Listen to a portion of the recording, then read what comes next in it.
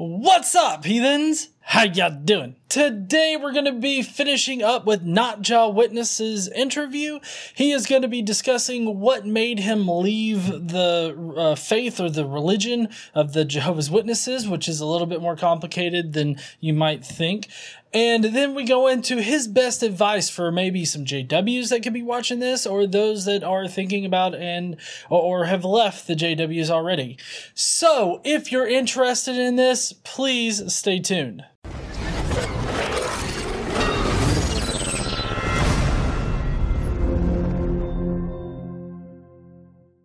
Let's, I guess, transition a little bit out of your childhood and into more of when you started questioning. So, like, when did that start happening? Like, I know that you said as a kid you had your doubts, but when did you really start thinking about your faith? Well, that really, it's been a long-winded process because I've always thought I've never been one of those, big-headed kind of guys who are like, I know it all, like I'll have my moments, don't get me wrong. Like I'll always have those times where I used to be up against someone from another religion or even somebody who just didn't believe in God. And I'll be like, yeah, I know more than you on this point, but I'd always be the sort of person who would then listen and take on what the person would say and think about it. I like to think about these things. I was never necessarily swayed, but I would think about them and I'd enjoy that process. So I was always trying to doubt. I was always like, because I understood my belief and my religion as something to doubt, to try and, because that's the way you make sure it's correct. Mm-hmm. And I know that is not normal. Even for JWs, that is not normal. That kind of meant that, so when I finally ended up leaving, which was 12 or 13, after being an unbaptized publisher, I had an argument with an elder and I left. I just always, because that was a big, because then all of a sudden, okay, the elders are wrong. Because they had said something to me that was just blatantly wrong. Right. And from then on, I'm like, okay, I'm right to question these things, but I kept on believing everything that I hadn't yet found reason not to. You know what I mean? Like I kept all those beliefs. I just, for now, questioned the religion itself. For years, I went on going, it's the religion. Like there's a God, and it's probably Jehovah, but that religion is wrong, or the corrupt, like there's a evil seed amongst them that needs to be gotten rid of. Mm-hmm. But I never realized I was still just lingering beliefs that I was indoctrinated. Like what certain lingering beliefs that you were indoctrinated with? Like, could you give me an example? Pretty much all of it. I mean, I believe Jehovah existed. I would still argue people on the stake or the cross. I would, but at the same time, I would still argue people about like the Shroud of Turin and all these other bullshit Christian things that are like, no, that's bullshit. Yeah. Like I was one of those mixed sort of. Okay, so had you? I guess you had like left the JW organization, but you were still like, I guess in your beliefs and theology, you were still Jehovah's Witness. Yeah, I think they call it physically out, mentally in. Okay. All right. So physically out, pommy. When did you end up giving up the Jehovah's Witness like idea? Like just like I guess the religion on the whole. Yeah. That literally happened in February this year. Oh, really? What convinced you? Because I know we had kind of talked about, Telltale and John Cedars and whatnot, but I'm kind of curious, was there any certain like thing that was pointed out to you or a certain idea that made you flip a switch, or was it like a culmination of different things? I know that it was a culmination in a way, but there was a light bulb moment. I just wish I knew what exactly it was. Because I went, like, as I said, I went through so many of those videos. Like, once I hit that mark and started watching the videos, I went a bit nuts. Like, I would just go through them all. I went through, probably all of Telltale's oldest to newest. I think one of the newest at the time was, or recently, it was around Pillowgate, or maybe that's just the ones that I hit. Because I remember that was a weird one. There was all the pedophilia going on here in Australia. That was a thing that I was like, what the fuck? What the actual fuck? Because they're like, that's not the Catholics, like Pell, like another religion. I don't, like that's retarded as it is, but that's not my religion. This is my religion. This is where my little brother goes to. This is where, my family go to. Like, what the fuck? Because I've never seen that sort of thing. And I didn't believe it when I first heard it. It took me a bit, but I was like, okay. Like, I've now, the amount of people that have gotten onto me since I've created my channel and been like, this is my story. Holy shit. Like, I don't even know how to respond to some of the stuff because it's intense. The stuff that people have gone through, and so it was a lot of these little things, I suppose, at first, and then there must have been a point, but I just don't know which one of those things it was. Do you know what I mean? Like, yeah, because I remember having that moment, and I took a good month before I could actually think straight again.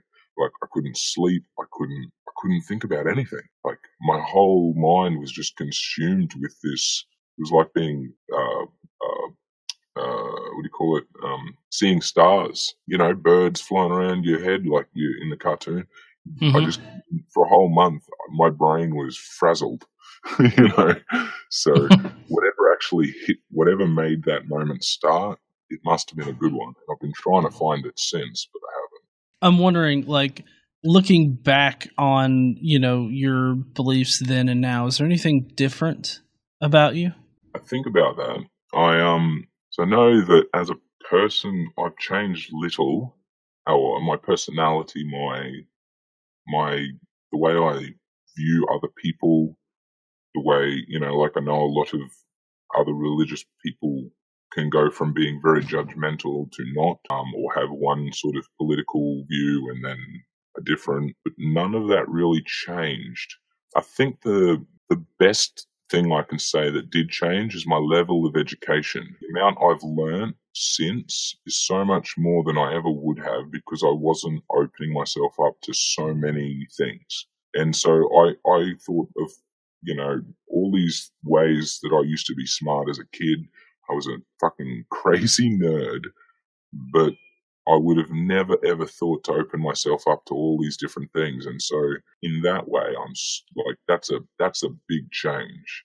Mm-hmm. And it's a really good change because, I mean, there are so many people I've met, for example, who I just would have never been in anywhere near the right circles to meet those sorts of people, and they're the best people in the world. Like, I can't believe of all this great knowledge and experience that I've been missing out on because I was closing myself off. So that's the best change. Okay. Now, I'm wondering, what kind of advice can you give to maybe Jehovah's Witnesses out there that might be watching, this interview right now? Doubt. Don't blindly believe what you read and what you're told in the meetings or what the elders tell you, or, like if there is a brother or sister that questions something, don't shut them down. Don't tell the elders about them. Ask them about it. Find out about it. Look into it yourself because they might be right, and they probably are. And I really would implore anyone to don't look at the information you find online as just worldly information, and that it's not all lies. There's a lot of truth to that, and you really should consider it instead of just ignoring it all. No, I think that's very solid advice. Yeah. But now, what about those that are questioning the faith or have just recently left it? That's tough because I feel like I'm in that situation myself. So it depends where you want to go, because I've met a lot of former witnesses. They go in so many different directions. And for me, that is worrying, but for them, it might not be. And I mean, who am I to judge? But if there was anything I would say to continue being doubtful of everything. Find out find out for yourself what everything, like before you jump into another belief, before you go for another vice, find out about it, do a bit of research, see if that is where you really want to go, or does it sound a lot like something else that has been fed to you? Too many people fall into the trap of coming out of being a witness and falling into another religion or falling into woo or some sort of spirituality, and it's sort of falling into the same trap. Mm-hmm. I don't know, maybe go to university, try and get a degree. That would be great advice, in my opinion. But let's talk about your YouTube channel now.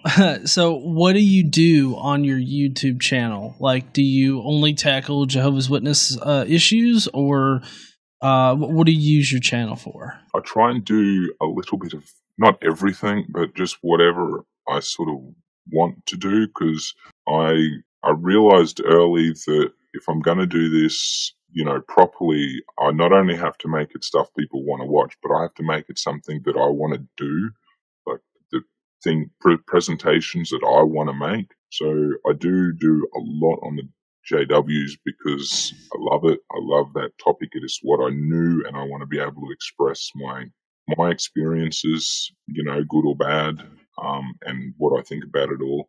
But at the same time, some days I just want to have a bit of fun. And so I've, got one series going where I grade Dr. Guyman, who unfortunately has lost his channel recently, which sucks. But I've been having a lot of fun with that, with a fellow friend called XCLover666, who is an actual teacher, and they write up my scripts. They grade Guyman's videos as if it was an actual school assignment. And so I get to present that to Dr. Guyman, and I have a lot of fun doing it. But so you said Guyman lost his channel? He did. It sucks. He was really pissed off. He didn't delete it. From the best we understand or can gather, either his parents found it and deleted it, or YouTube got him because he throws out a lot of stupid stuff. Well, I don't know. From what I've seen of Guyman's stuff, it wasn't anything that would really get his channel taken down, from what I could tell. So, I didn't think so, but I just figured maybe YouTube's having one of its moments. Yeah, it might be, but who knows? I hope that his situation gets better though. If his parents are like, deleting his YouTube channel just out of nowhere. That's a worry. See. If it's all getting deleted on him, that'd be a little bit tragic for him. Yeah. To say the least. I mean, I don't think most of us don't agree with him, right? But none of us wanted to see him get deleted. That's awful. Yeah, I agree. Well, NotJah, is there anything you want to leave my audience with? Any words of advice or anything like that? Not really. Just mainly don't get fooled by con artists such as the witnesses. No. Number one message, hey.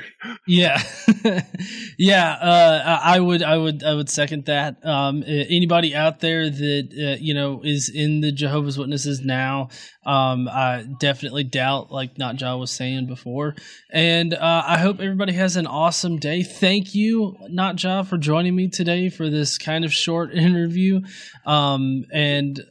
It was great talking to you, man. I know that it's really late there for you because you're like on the other side of the world, which apparently apparently some people say Australia doesn't even exist. So I don't even know where in the nether you are.